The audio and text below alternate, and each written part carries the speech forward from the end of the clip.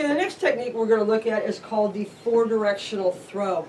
This is done from a cross-arm grab, like a handshake, straight arm grab, and even from a punch.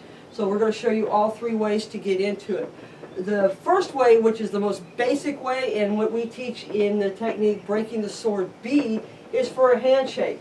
Now this is not because you're technically going to do this to a guy who's throwing a handshake at you. This is just the easiest way to learn these techniques without getting too complicated. So on the four-directional throw, we're going to come in and we're going to step across the body, and we're going to use our elbow against theirs. Then you want to push up with their elbow and pull. So we're going to use our push-pull method. Then we come across and we slide. Now, one of the most common mistakes students make is they come up and they bring this above their head. The problem is, if Lee wanted to, he could just push it down, because I'm not in a position of power, he is.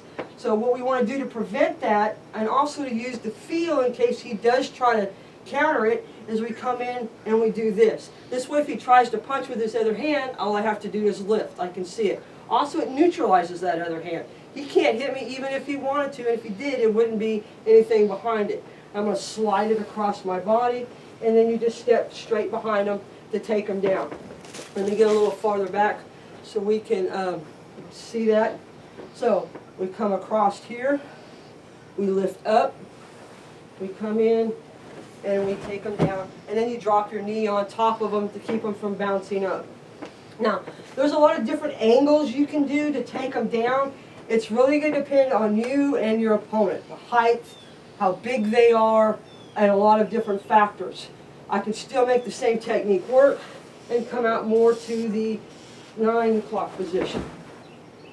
Okay, so anywhere between 9 and back up to the 10:30 position, you can step and take your opponent down. It's just going to depend on your surroundings and what results you're looking for.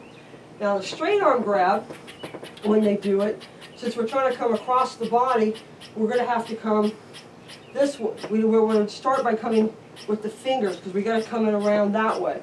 So we step in, we want to neutralize the hand that way, and then we come and take them down.